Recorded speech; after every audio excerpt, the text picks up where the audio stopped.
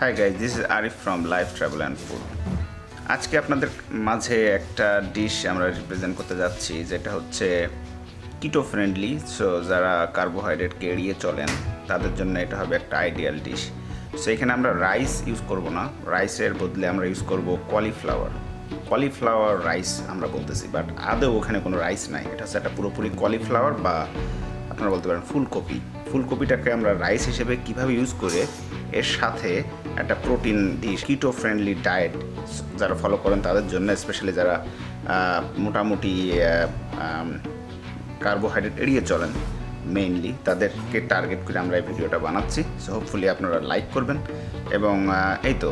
So চলেন দেখে আসি কীভাবে এটা তৈরি করা যায়।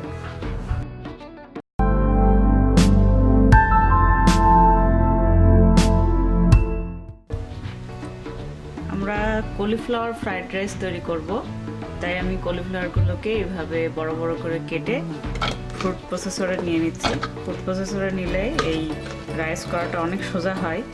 আর আপনারা যদি চান তাহলে ফুড এই যে গ্রেটার যেগুলো আছে, ম্যানুয়াল গ্রেটার, ওইগুলো দিয়েও আপনারা এই কলিফ্লাওয়ার রাইসটা তৈরি করতে পারেন।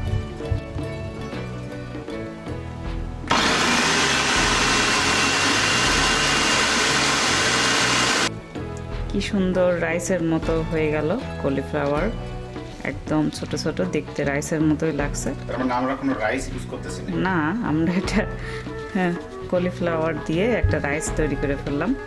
এটা একটা কলিফ্লাওয়ার ইউজ হবে অ্যাজ এ রাইস, ফুলকপি হবে আমাদের রাইস। হ্যাঁ, তার মানে এটা হবে একটা কিটো ফ্রেন্ডলি ডায়েট। এবং একটা ফুলকপিও না, হাফ ফুলকপিতে অনেক বেশি পরিমাণে রাইস হয়ে গেছে। সো এটা নিশ্চিন্তে খাওয়া যাবে, এতে কার্বোহাইড্রেট অনেক কম আছে।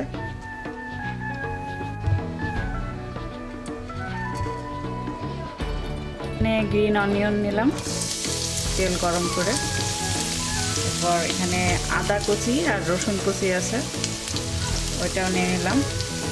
তারপরে এখানে আছে ক্যাপসিকাম, এটাও নিয়ে নিলাম।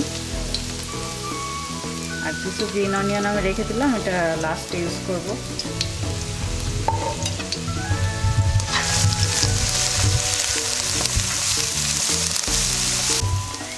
আমাদের পেঁয়াজ আদা রসুন ভাজা শেষ। এবার আমি সবজি দিয়ে দিচ্ছি, মাশরুম গাজর সবজি নিয়েছি। আপনাদের যে সবজি ইচ্ছা আপনারা সেটা দিতে পারেন, কোনো সমস্যা নেই।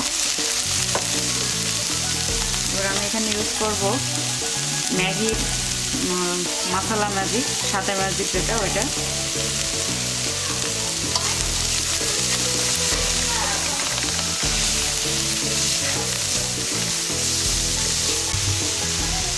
আমাদের সবজিটা ভাজা শেষ। এবার আমরা কলিফ্লাওয়ারটা দিয়ে দিচ্ছি। যেখানে আমরা রাইস দিতাম এর আগে, সেখানে আমরা কলিফ্লাওয়ারটা দিচ্ছি।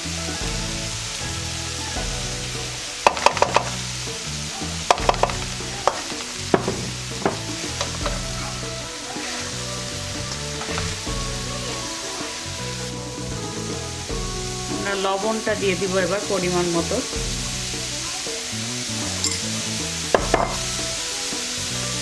তারপরে গোলমরিচ দিয়ে দিচ্ছি, গোলমরিচের গুঁড়া।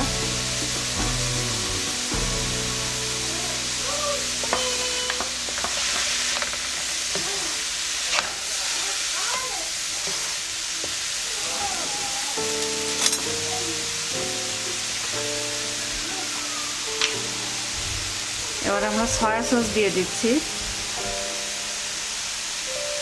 2 টেবিল চামচের মতো।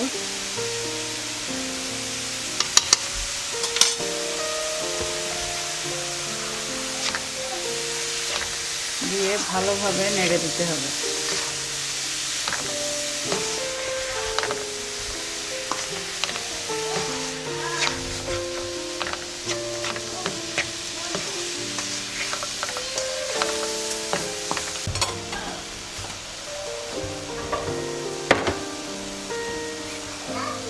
এই পর্যায়ে আমরা একটু ঢেকে দিচ্ছি, হাই হিটেই ঢেকে আমরা একটু কুক করে নিব, যাতে কলিফ্লাওয়ারটা সিদ্ধ হয়ে যায়। মাঝে মাঝে ভালো করে নেড়ে দিতে হবে ঢাকনা খুলে।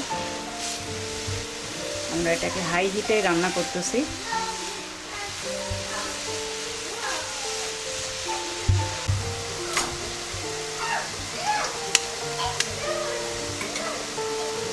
আমরা ডিম দিয়ে দিচ্ছি।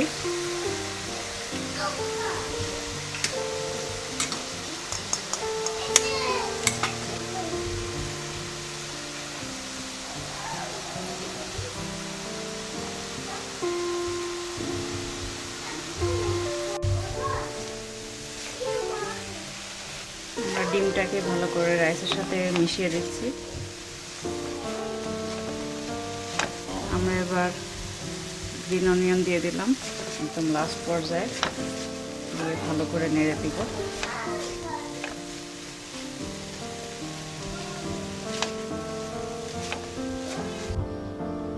তৈরি হয়ে গেল খুবই মজাদার কলিফ্লাওয়ার ফ্রাইড রাইস।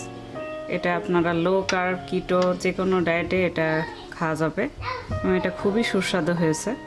আপনারা একবার ট্রাই করে দেখতে পারেন, আসলে এটা মজা লাগবে। আমি একটু টেস্ট করছি আর কি, সো আমি ডিফারেন্স বুঝতে পারিনি যে এটা রাইস নাই, মনে হয়েছে আসলে আমি ফ্রাইড রাইস খাচ্ছি। ঠিক আছে, আমাদের চ্যানেলটা, আমাদের পেজটা লাইক দিবেন, চ্যানেলটা সাবস্ক্রাইব করবেন। Thanks for watching, see you soon, by.